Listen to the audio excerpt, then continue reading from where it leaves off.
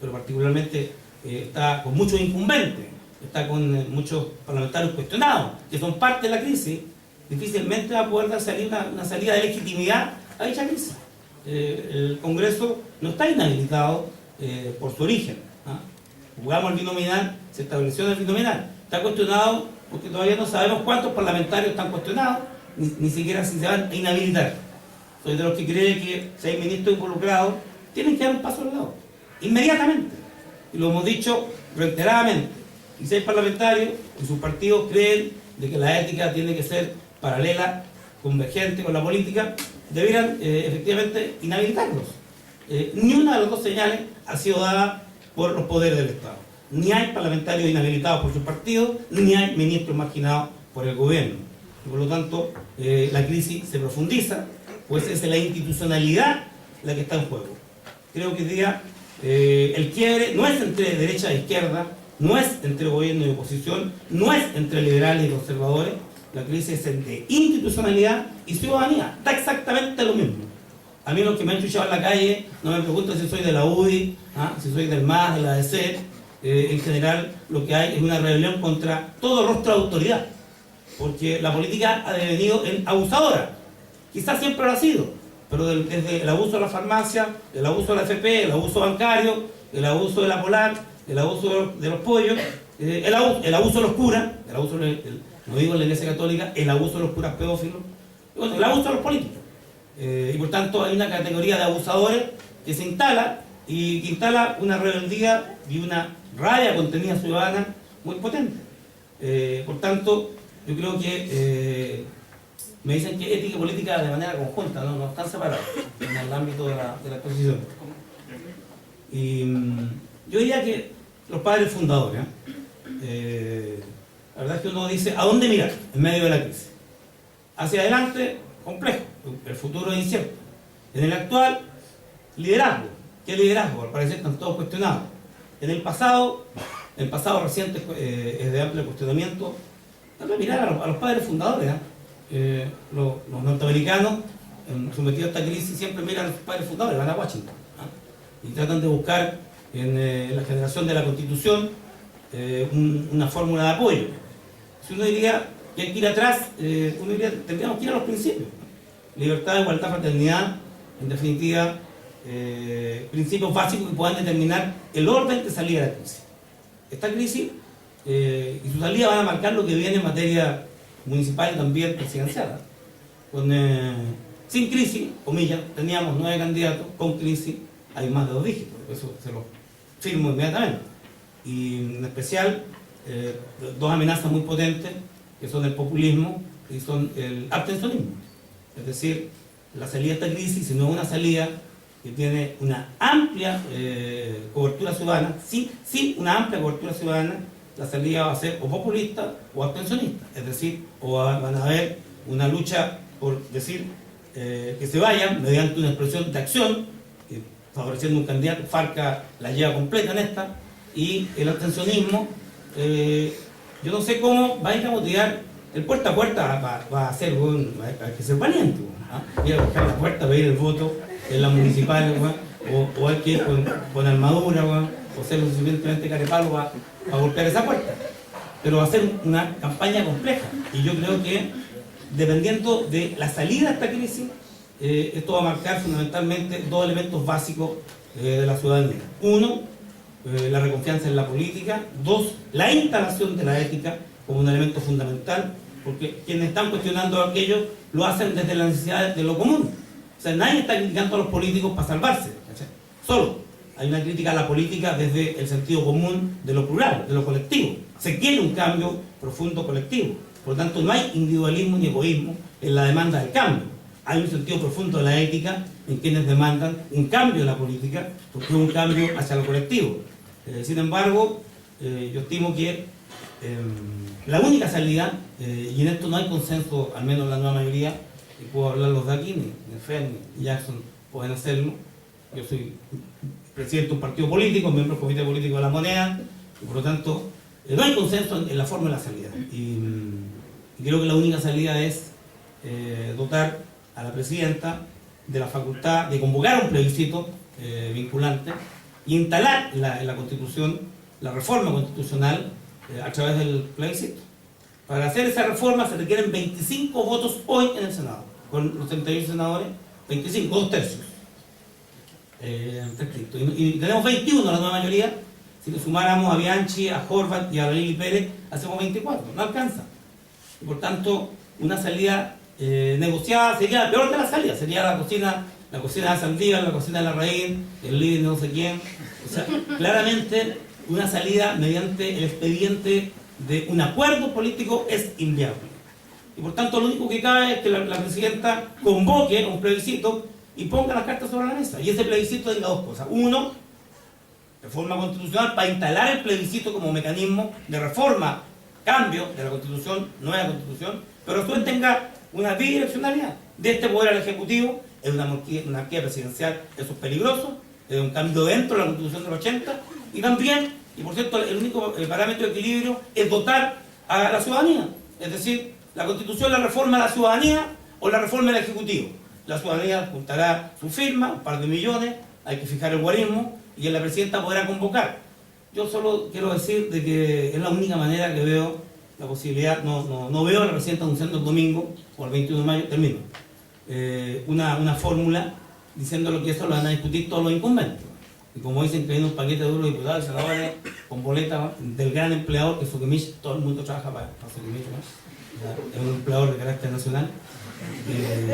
No sabemos qué grado de legitimidad tiene ese Parlamento. Yo digo que no lo va a tener. Y por tanto la única posibilidad es la legitimidad ciudadana. Que hay un paquete que se plebiscite. Y es una medida mayor. Yo creo que la presidenta hoy día dijo, no ha sido lo suficientemente dura y fuerte para condenar el tráfico de la influencia. Ha hecho un mea culpa y un reconocimiento. Tenemos hasta el domingo para saber qué va a hacer. Mientras tanto, yo diría que este debate pone de moda la ética y la política, pero fundamentalmente también una interpelación a cada uno de nosotros. En la ética, por cierto.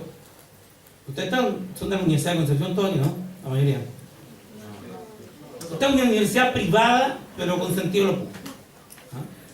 Este debate no lo vamos a hacer en la Universidad de los Andes, bueno, ni en la Universidad del Desarrollo. Por lo menos a mí no me invitan. Bueno. Lo hacemos en esta universidad, con el desarrollo libre y el espíritu, y nos da una posibilidad de interpelarnos. Yo no mencionaste que señor presidente, ¿no? Pero hay una cosa que es objeto de la... Es que en esta universidad me expulsaron 2 veces y me suspendieron otras 3. Y que por tanto para sacar mi carrera de 5 años me demoré 9. Jamás reprobé ramo alguno, porque hay una senadora que dice que cuando ella estudiaba medicina, Navarro seguía en la universidad y no menciona que me expulsaron 2 veces y que me suspendieron otras 3. Y por tanto yo digo, la interpelación para nosotros mismos, para los que queremos cambio de verdad, es qué vamos a hacer en 10 años más. Y aquí les devuelvo la interpretación a la ética, la consecuencia, la perseverancia, porque la verdad es que muchos de mis compañeros de generación, algunos de los más duretes que me sacaban la cresta en el foro, y yo más bien en ese tiempo era moderado. Yo al final me estoy poniendo más viejo y tiendo a ponerme más revolucionario, pero la norma dice que mientras más viejo y Fer también, mientras más blanco su pelo, más rupturista, más revolucionario, más inconformista. Tiendo a pensar que los que están aquí, que yo les veo las caras y hay voluntad de cambio, en 10 años, ya cuando sean profesionales, ingenieros, abogados, médicos, tecnólogos, cuando tengan casita, 4x4, una señora o un marido bonito, y el fin de semana en la playa, mantengamos la voluntad de cambio. Porque muchos de mi generación, no la mayoría, pero muchos de ellos, después de 10, 20 años, los vientos de cambio ya no los inquietan, no los despeinan porque algunos están pelados, pero bueno, pero los vientos de cambio no los inquietan. Y por lo tanto la posibilidad cierta para los jóvenes que hoy día son rebeldes, son inconformistas, es de que les dure, porque van a hacer todo necesario, porque el conservadurismo y el etapa que estamos viendo hoy día, si no lo aprovechamos, y esto es una gran oportunidad para instalar lo que nunca jamás pensamos, de que era posible instalar la Asamblea Constituyente y un plebiscito en una sociedad en crisis. La única posibilidad de instalar este tema es ahora, porque las elecciones son inciertas, y de verdad que si no instalamos ahora el plebiscito, interpelando a todos, a toda la clase política, incluyéndome, no hablo de la supramoral, ni desde fuera del problema, soy parte del problema, quiero contribuir a ser parte de la solución. Por tanto, ojalá en esta crítica dual de la ética en la política, esta no solo sea hacia los políticos, sino también sea hacia cada uno de nosotros, ¿ah? Y que den lo mejor, porque sin rebeldía y sin calle, sin movilización, Jackson es parte de una generación que salió a la calle a pelear la reforma educacional. Si no hubiéramos los pingüinos en 2006, no habría reforma educacional, ¿ah? Nadie diría sobre la educación gratuita. Eso pasó porque en un momento histórico se conjugaron un conjunto de elementos y los adolescentes en Chile, los pingüinos, y termino con esto. ¿En qué parte del mundo los jóvenes de 14, 15 años están preocupados hoy, de hacer cambios profundos en la sociedad? Están pololeando, están estudiando, están haciendo deporte. En el mundo entero los adolescentes están preocupados de su yo.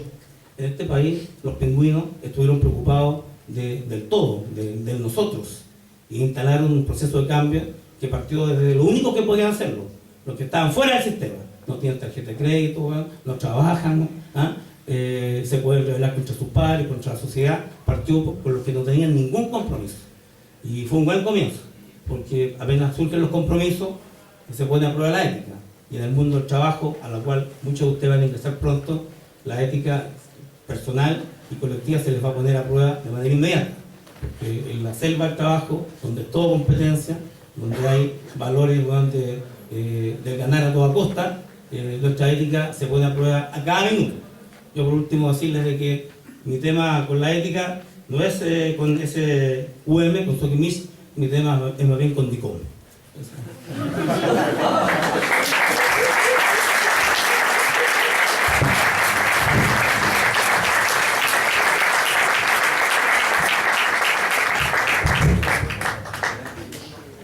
Disculpen los acoples correspondientes, vamos a tratar de establecer un diálogo, por eso saco el otro micrófono.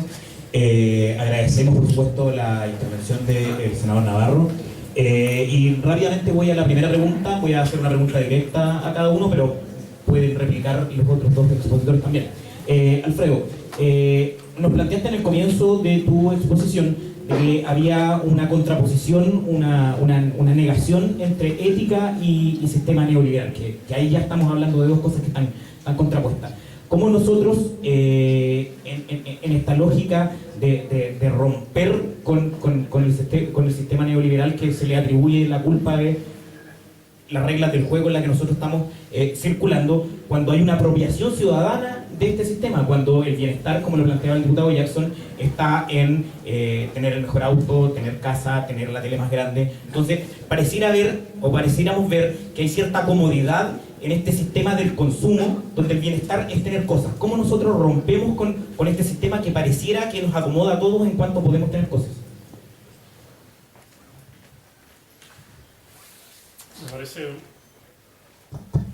Me parece una pregunta fundamental, y yo diría lo siguiente. Cuando nosotros presentamos los sistemas, como el sistema neoliberal, nosotros siempre nos quedamos en el first round, en la primera evaluación, en la evaluación inmediata, superficial. No estamos viendo la segunda y la tercera derivada, si uno puede usar ese lenguaje, del sistema neoliberal.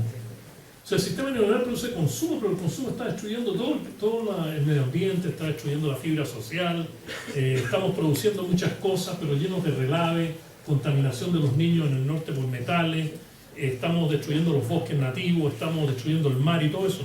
Yo creo que una de las maneras más importantes de este debate para romper con eso y entrar en la ética es evaluar el sistema neoliberal por los resultados, pero no solo los resultados iniciales, sino también los resultados específicos.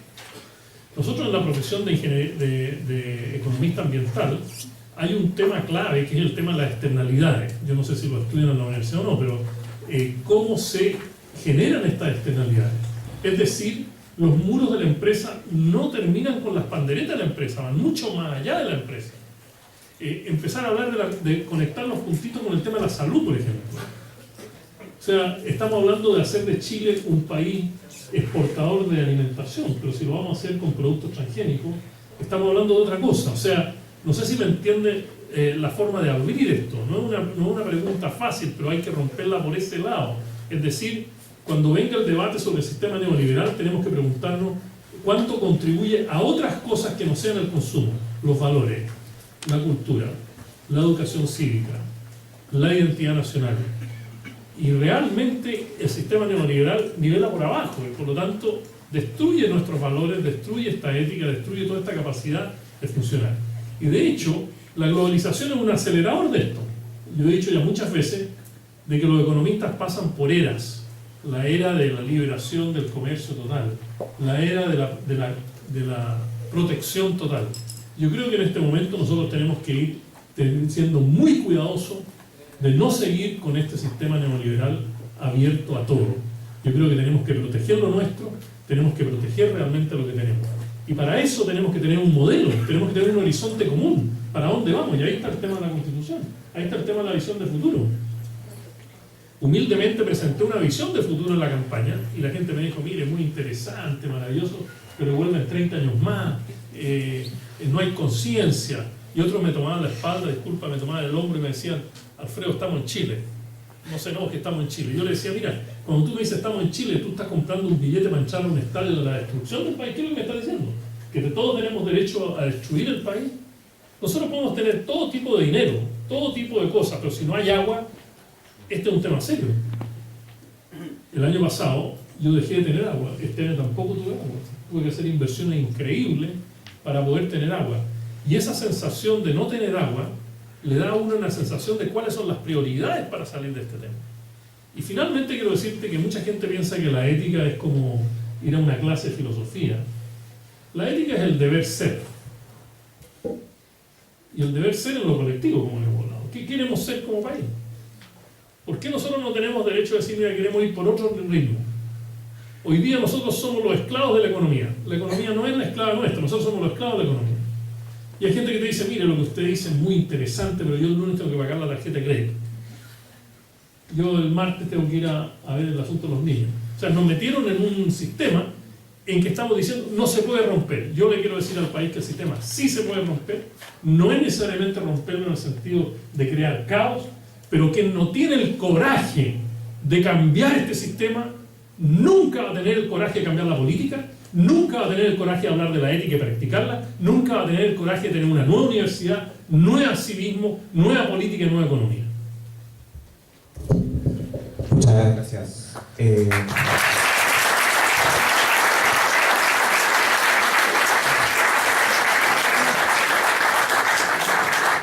Diputado Jackson, dentro de los argumentos, o los principales argumentos de los opositores a la Asamblea Constituyente como mecanismo para el cambio de la Constitución, está el no saber cómo se va a hacer, quiénes van a participar, cómo se le va a dar sustancia a un proceso que es complejo. Efectivamente, en esta construcción de realidad que usted planteaba, donde no hay una formación ética, donde hay individualismo, donde hay consumismo, efectivamente está la forma, está la propuesta, sé que no está, pero está la forma de poder involucrarnos como ciudadanos, como pueblo en este proceso. ¿Es complejo o derechamente la clase política lo que hace es desestimar y subestimar a la ciudadanía y al pueblo?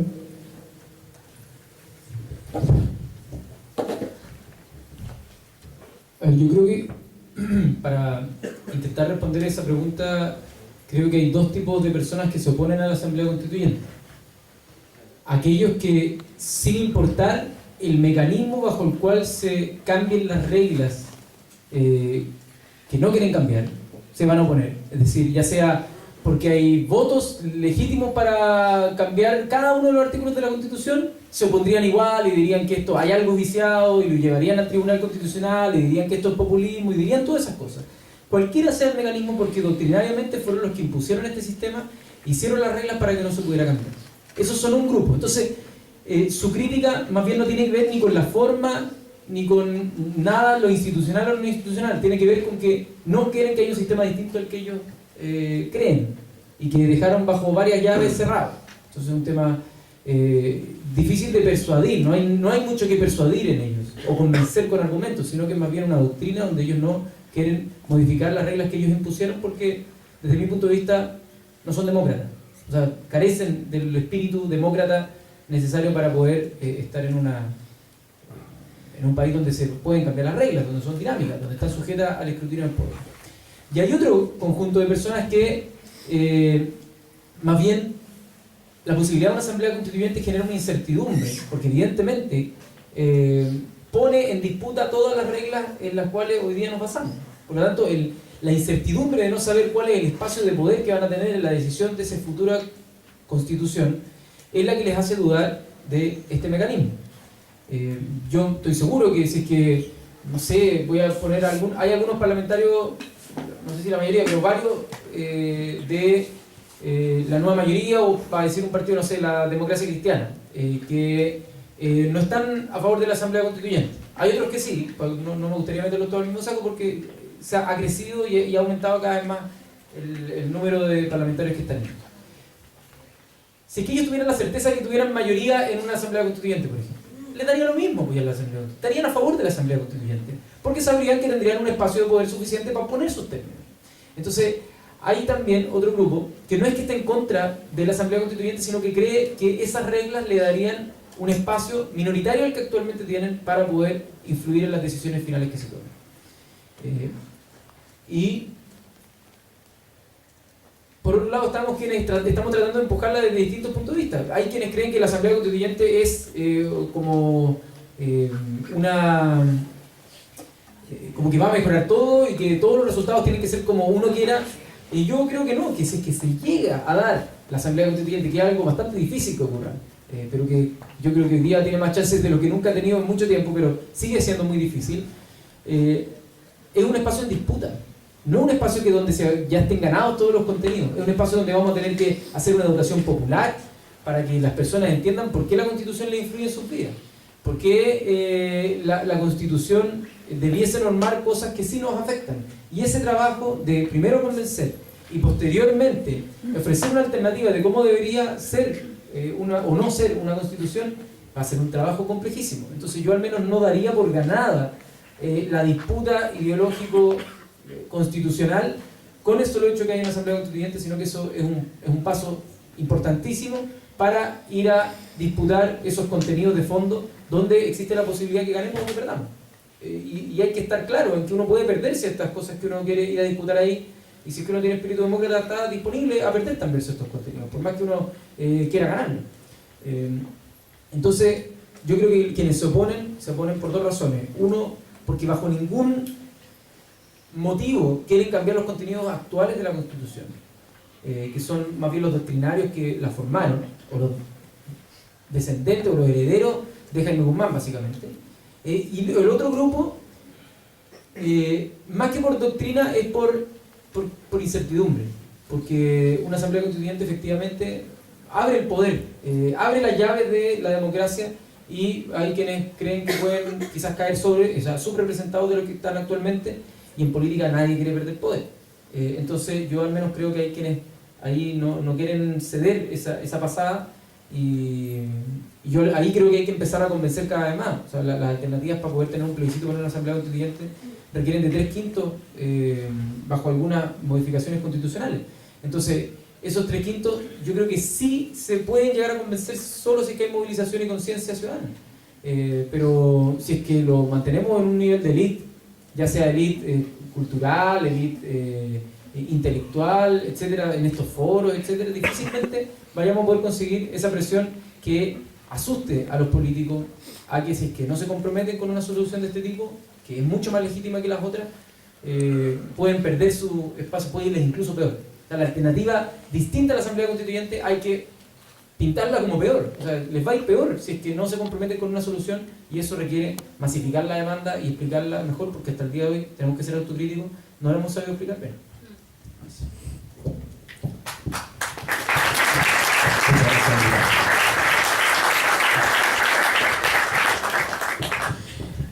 Senador, de acuerdo a lo que yo creo que la gran mayoría hemos visto a través de los medios de comunicación, da la impresión de que la forma de financiamiento de la política, el accionar de quienes están y quienes se han mantenido, hay una naturalización. Todos lo hacían, todos se financiaban, todos recibieron, etc. Sin embargo, usted nos plantea que hay una crisis en la política, pero si no se destapa la olla, nosotros no nos enteramos de la crisis.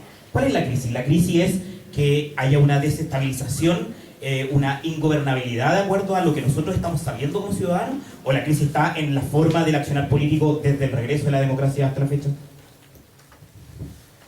A ver, la crisis está viendo en la permanencia. Yo hubiera sido uno de los muy felices si Carlos hubiera ganado la rectoría de la Universidad de Concepción y tendríamos otro tipo de universidad. Siento entonces de que la crisis no es solo de la práctica de los políticos, porque sin ciudadanía no hay política.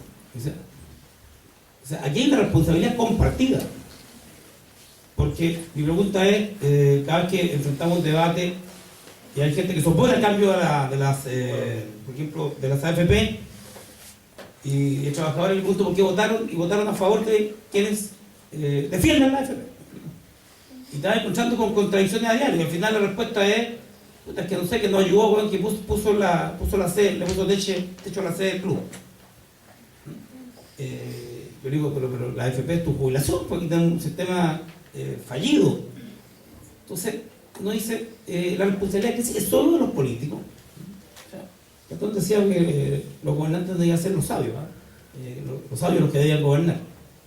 Pero en esta sociedad gobiernan los que sacan votos para ser elegidos o compran los votos. Por lo tanto, hay también un tema respecto de quién es la responsabilidad.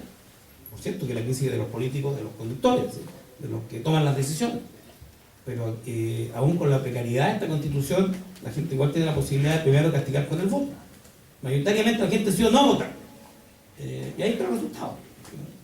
Entonces, el punto es, si esta crisis la vamos a resolver por el mismo mecanismo o no distinto. Yo creo que la clave es terminar con esta constitución ya moribunda, hay que pegarle un tiro en el suelo, terminar de matarla. Y esta es la gran ocasión. Si nosotros no logramos transmitir aquello, yo me voy a sentir parte de verdad responsable de la crisis. Porque la verdad es que uno no puede estar navegando siempre. Yo cuando terminé mi mandato de cumplir 28 años en el Parlamento, en el 2021. Y cuando le gané a Yaragallo, le sacábamos la cresta al Comité Central diciendo que cómo era posible que iba a estar 28 años en el Parlamento, Camuri, Juan Núñez, y 28 años. Y así ganamos. Y te das cuenta que estamos aquí y vamos a cumplir 28. Entonces yo, ojalá algunos de los que están en este salón tomaran la decisión y enfrentara y fuera capaz de ir a representar, como lo hizo Jackson. Te fue valiente. Estuvo en la casa tuya un par de noches ahí, al calor de una... ¿Te acuerdas?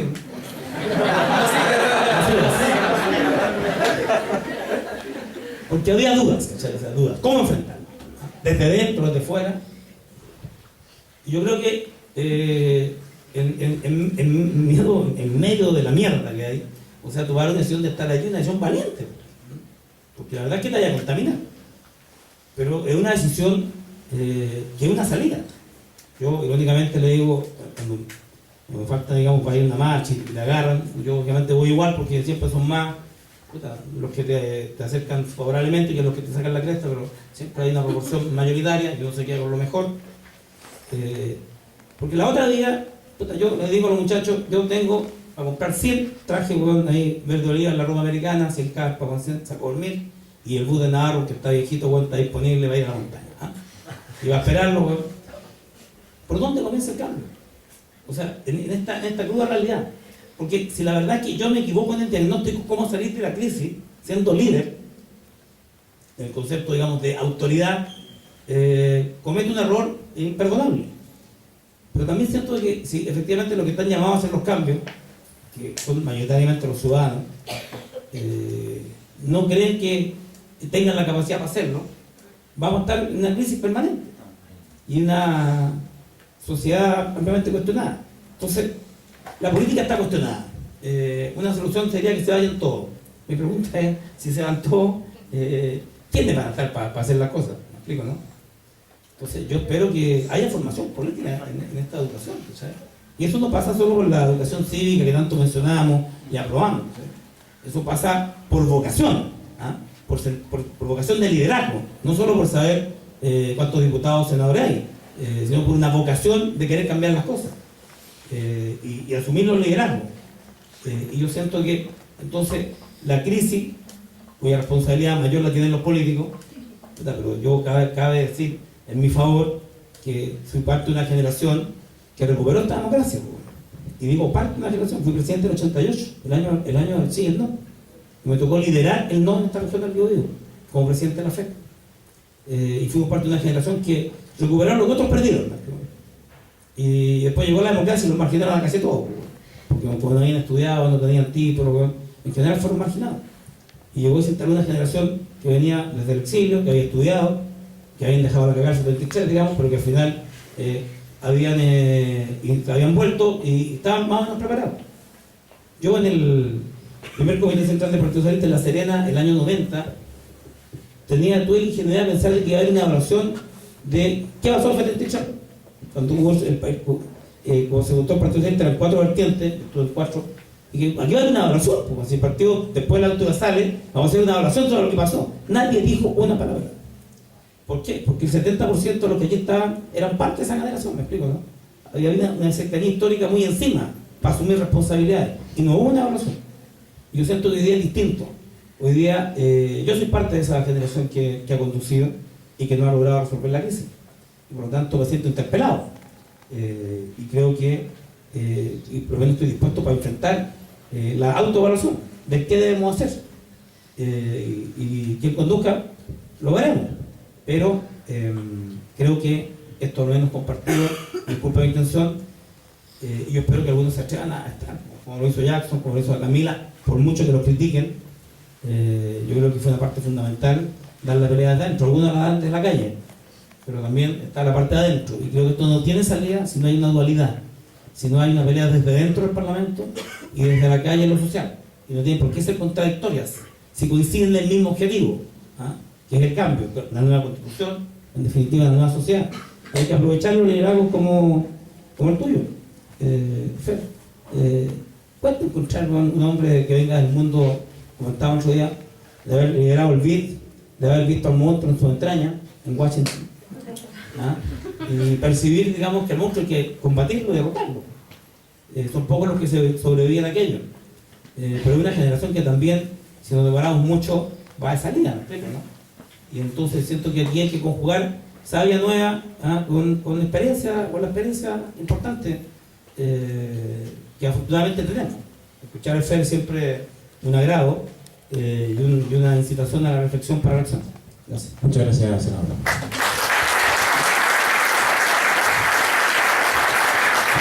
No sé si existen comentarios entre ustedes. Pasemos a alguien que levante la manito. Tenemos un problema con la tecnología, así que el amigo se adjudica la primera pregunta. ¿Se puede acercar o hablar fuerte y claro? ¿Está funcionando el móvil? Vamos a hacer lo posible para tener un micrófono. Tenemos allá una pregunta. Ya, ahí sí. Para allá. Hagamos. Ya, perfecto. Les vamos a pedir de que si son opiniones también son válidas, pero que sean breves, concisos y que tratemos de establecer un diálogo. La invitación de votar en nombre y en nombre de la lista C, Derechos Humanos. Esta es la parte donde yo digo. La pregunta va dirigida al senador Navarro. Primero, preguntarle si llegara a ocurrir, ojalá que no, en lo personal, se destaparan boletas Sokimich en contra suya o de alguien que ocupe de su partido, ¿cuál sería su posición ética frente a eso? ¿Renunciar o no? ¿Poner el cargo a disposición? Le pregunté. Y en segundo lugar, ¿por qué ahora sumarse a este cambio constitucional si es después de que se destapa esto o esto venía usted pensando desde antes? ¿Por qué ahora pillarle la coyuntura y argumentar esto que me parece súper bueno de que la experiencia política que usted tiene está a favor un poco de los cambios constitucionales que queremos hacer? Eso. Gracias.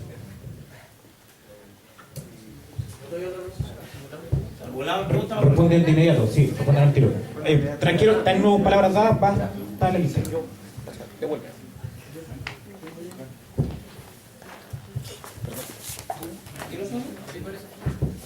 Mientras se preparan. Sí, no respondo. Ya, el tema Sokimich está claro. O sea, si alguien del partido se ha involucrado, está claro, lo hemos discutido en la comisión política. Paso al lado inmediatamente. Y eso incluye al senador, aunque sea el único senador del partido, o el único parlamentario del partido. Y en el caso de la Constitución, mira, yo estoy en la mesa 36. Nos inscribimos el último día del año 89 en los registros electorales, porque al menos la JS, cuando yo pertenecía, no creíamos que iba a ser un plebiscito que fuera legítimo. Y nos inscribimos el último día y apostamos por dentro.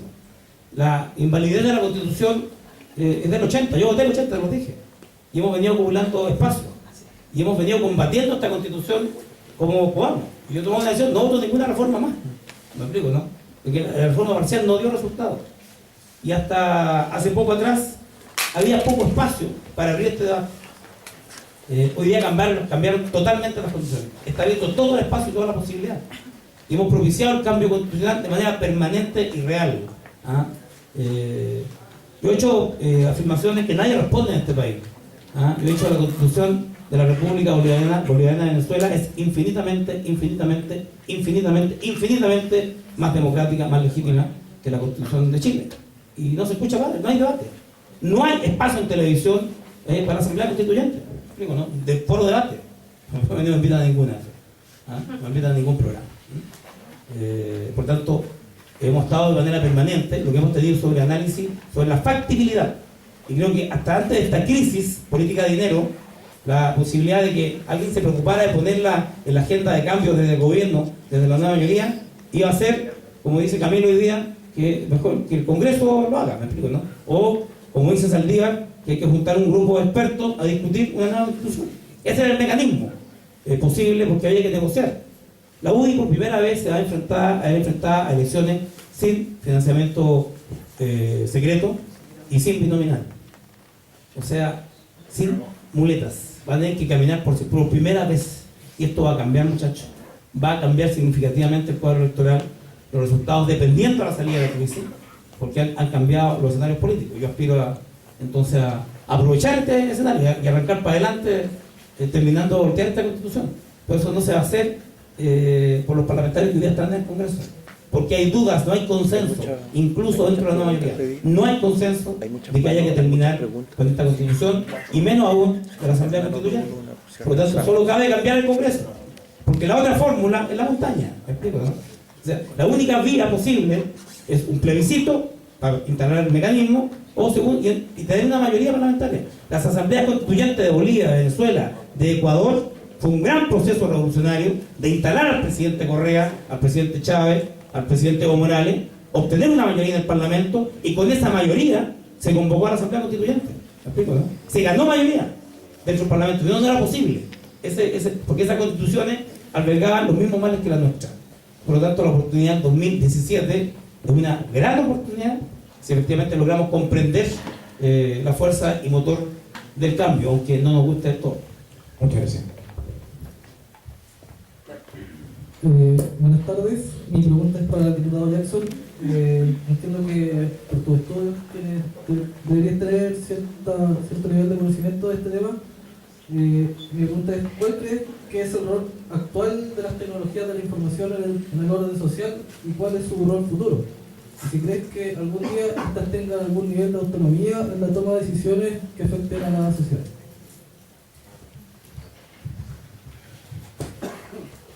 Es un buen tema. Me gusta harto este tema. Después el video de Jackson queda claro. No, a ver, es que las tecnologías de la información uno de repente las fetichiza con estos aparatos que obviamente van dándonos una capacidad de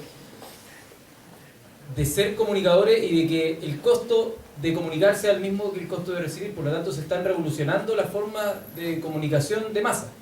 O sea, hoy día yo de repente hago un Twitter y tengo 500.000 seguidores en Twitter que pueden acceder a esa información. Es una locura. Eso es impensado 50 años atrás, que alguien sin ningún recurso pudiera tener acceso a difundir con tanta simpleza. O sea, el Internet yo creo que es una herramienta revolucionaria, así como lo fue la imprenta. Yo creo que el siguiente salto, después de la imprenta como tecnología, es el Internet, y creo que es más revolucionario aún. Porque y por eso yo creo que tenemos que dar paso luego a la formación en derechos digitales. Hay una ONG que se llama Derechos Digitales, que nosotros trabajamos harto con ellos, que precisamente lo que tratan de impulsar es el derecho al Internet libre, es un derecho también al software libre. He estado peleando harto con el software libre, voy a contar una anécdota. instalé en mi computador, porque soy socio de la Fundación del Software Libre, y me llegó un pendrive con Triskel, que es un sistema operativo basado en GNU, en software libre. Y el computador que yo tenía una tarjeta de Wi-Fi que tenía software privativo, por lo tanto no la reconoce. O sea, el sistema operativo es tan ultrón en términos de software libre que no me reconoce la tarjeta. ¿Y yo qué es lo que voy a hacer? Voy a mandarle un mail a los creadores de esa tarjeta para decirle que la voy a sacar del computador y que voy a comprar una nueva de otra marca porque ellos no lo permiten en software libre. No la van a cambiar porque yo haga eso. Pero finalmente, ¿qué es lo que las tecnologías yo creo que te permiten? Son herramientas, ¿no? A mí no me gusta el fetiche de la tecnología por la tecnología. Una tecnología mal aprovechada puede servir para hacer el mal, en el fondo. Pero lo importante es que es una tecnología revolucionaria. Tengo un amigo que se llama Felipe Heusel que está armando una tecnología móvil para transmitir las comunicaciones que se llama Rhinobird. Es una tecnología para poder transmitir colectivamente la información de un suceso. Por ejemplo, en un estadio, si tú querías ver un partido de fútbol, lo transmitís por internet. Y tú podías acceder desde cualquier parte a verlo de distintos ángulos. Así vas eliminando el negocio de los medios de comunicación para eventos, por ejemplo, culturales, para eventos masivos, para distintas cosas. La tecnología, nosotros mismos nos damos cuenta cómo va a ir cambiando nuestra relación, la está cambiando ya la ha cambiado, pero la va a seguir cambiando. Lo malo es que todavía no ingresa en la política. La imprenta revolucionó la política porque dio acceso a la información, revolucionó la religión porque permitió interpretaciones distintas de los escritos, generó quiebres religiosos, etc. Internet va a empezar a hacer lo mismo en todos los ámbitos de las cosas, y en Internet está empezando a suceder, sobre todo con los temas de transparencia, pero después es cómo se toman las decisiones. Internet nos permite socializar las discusiones, y más temprano que tarde nos va a permitir canalizar propuestas y permitir que la democracia se dé a partir del Internet. Nos va a permitir tener democracia más continua que discreta. Es un problema de la democracia que es cada 4 años porque no tenemos formas de gestionar más continuamente las consultas. El Internet nos permite derribar las barreras geográficas y temporales de las opiniones de las personas, nos permite radicalizar la democracia. Entonces yo al menos espero que una revolución democrática, como nuestro nombre lo trata de utilizar, pero un concepto que puede ser mucho más amplio de lo que quienes componen el movimiento, incorpore una variable del uso de las tecnologías, porque en el siglo XXI es el siglo del conocimiento, el siglo de la información, y nada, se va a reír. Hay gente de mi equipo acá y se ríen porque yo rayo con este tema, pero lo que nos permite la tecnología es hacer accesible la información a todo el mundo. O sea, el sueño de la educación gratuita, de la educación pluralista, democrática, universal, se puede empezar a dar por el Internet, de manera mágica. Uno se podría preguntar, bueno, pero ¿dónde están los incentivos? ¿Y quién va a pagarle a quién? Mira Wikipedia. Wikipedia es un sistema que la gente colabora y toda la gente puede tener acceso a la información. Uno dirá, no está completo, etcétera, le faltan idiomas, pero es un modelo. El software libre se va creando también con aporte. Hay mucho cambio, mucha investigación de cómo existen personas que están dispuestas a dar tiempo para esto, porque la trascendencia, lo trascendente, el aportar algo, sentirse parte de algo más grande que uno, se está viendo reflejado en ese tipo de proyectos. Y yo creo que hay miles de temas que la tecnología de la información van a permitir debates sobre dilemas éticos en nuestra sociedad, como por ejemplo la propiedad intelectual, que se van a desatar en este siglo que viene, y por eso lo invito a oponerse al tratado transpacífico que está negociando no solo el gobierno, sino con muchos gobiernos, porque puede ser una hipoteca a nuestras libertades, tanto en materia de salud, en materia de internet, en materia agrícola, que nos puede condenar, nos puede poner grilletes al desarrollo futuro de nuestro país, que tiene que estar basado en la información. Algo cambiado porque teníamos solo los mimógrafos y los papelógrafos del foro. Algo cambiado. Bueno.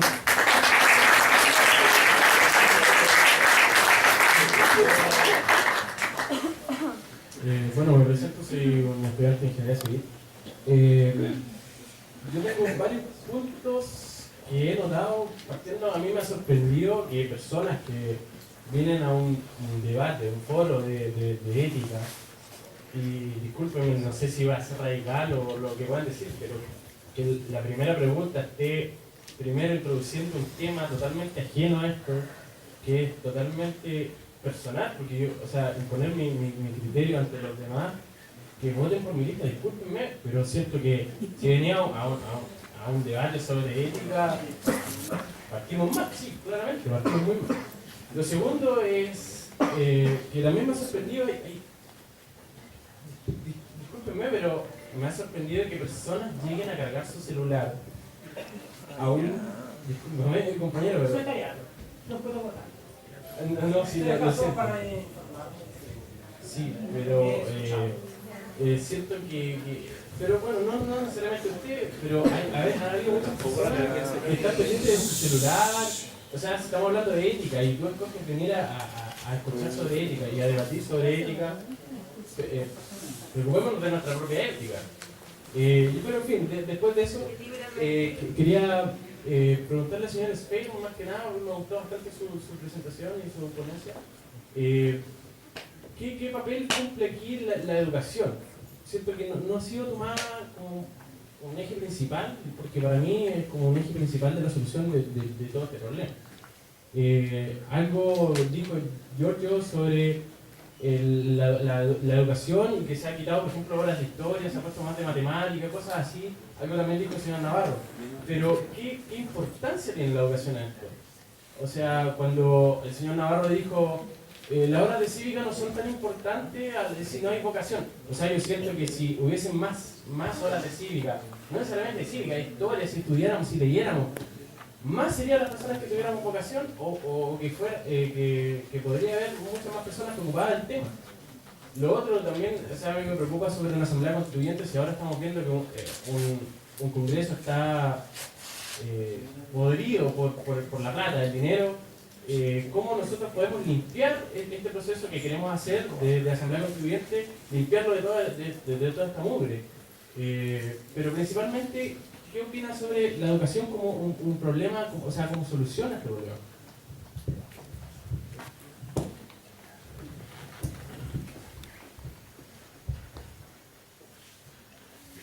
Yo creo que el mundo que yo viví en la época digamos de los 14 años, los 14 hasta los 20, es extraordinariamente diferente al mundo hoy día.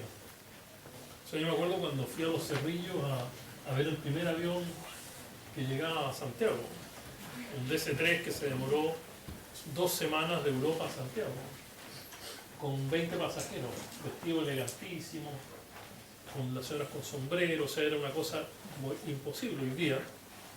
Tú tomas un avión en Santiago y en 13 horas estás en Madrid. Yo tuve la suerte una vez de tomar el Concorde, el avión supersónico, que se demoraba 3 horas y media, 3 horas de París a Río de Janeiro. Tú hablabas de los teléfonos celulares. Yo por primera vez compré un calculador en el año 1973, cuando el profesor de estadística en Estados Unidos nos obligó a comprar esos Texas Instruments que tenían solo 5 funciones por $150. Las computadoras eran del porte de este edificio y hacer tarjetas, y si te quedó mal la tarjeta tenías que volver en 4 o 5 días más. Los resultados eran...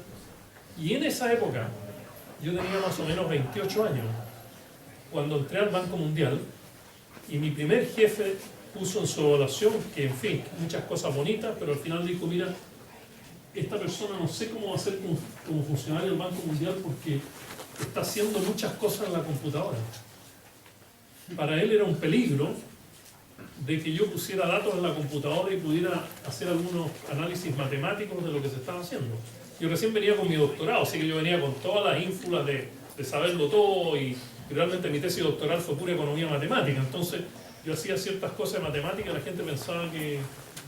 Hoy día, te cuento otro caso. Yo estaba en la escuela de economía y había un programa de la Embajada de Inglaterra que permitía que tú te ganaras $50, pero para comprar libros en inglés. Tú ibas con el papel, tenías que ir al Ministerio de Educación. El Ministerio de Educación te decía: sí, pero vaya al Ministerio de Hacienda. El Ministerio de Hacienda decía: mira, vaya al Banco Central. Del Banco Central, no sé, al final nunca pude comprar nada con los $50. Hoy día tú puedes meterte en la computadora y realmente vives un mundo sin frontera. y estoy entrando a tu pregunta, pero ese mundo sin frontera radicalmente cambia lo que significa la educación, y desgraciadamente la educación no ha sido cambiada en la dirección del propio cambio que tenemos. Yo le pregunto mucho a los profesores, ¿qué realmente haces tú? ¿Cuál es tu papel cuando el Google lo tiene todo? En mi época no había Google, por lo tanto el profesor era como el que te traía la noticia. En mi época, cuando nosotros íbamos al cine, había un tráiler antes de la película y había una cuestión que se llamaba El Mundo al Instante, y te decía que las Olimpiadas sucedieron hace 3 semanas atrás, y nosotros sabemos, o sea, Al instante. claro, y era al instante. El partido de fútbol, la Copa Europa, y no había televisión, la Copa Europa era hace 3-4 semanas atrás, y no estamos hablando de la época de Matusalén, estamos hablando de 50 años atrás, 60 años atrás. Entonces, lo que tú estás viendo es de que, por una parte, ¿no es cierto?, tenemos todos estos cambios, pero la educación no quiere cambiar. Y yo siempre les sigo preguntando a los profesores, yo voy mucho a la universidad, a las escuelas primarias, secundarias, y les pregunto, ¿cuál es el papel de ustedes? Y no hay mucha respuesta. Para mí es fundamental entender una de las preguntas que hacía el senador Navarro: ¿por dónde empieza el cambio? El cambio empieza por ti mismo. El cambio es un cambio interior. El cambio no viene por lo externo. Lo externo te hace cambiar, pero en el fondo lo que realmente tienes que cambiar es tu ser. La educación hoy día es para tener, es para hacer y es para saber, entre comillas. A nosotros lo que nos falta hoy día es la educación del ser, es decir, la educación integral de la mente, el cuerpo y el alma. No puede existir un sistema educacional en que solo sea de la mente. Estamos todo el día ahí, ¿no es cierto?, y nos meten cosas y memorizamos y en la opción A, la opción B, y no eres nadie. Yo pasé toda una vida educándome y pasé el resto de mi vida deseducándome. Y te va a llegar, espero que no, pero a todos nos llega la gran crisis. A mí también me llegó la crisis de vida y encontré que todo lo que me habían enseñado no servía para nada. Nadie me enseñó a ser padre y me tocó ser padre soltero en una época. Y yo no sabía qué hacer conmigo, tenía 8 años, no tenía idea qué hacer. Y tuve que ser mamá además, que es un tema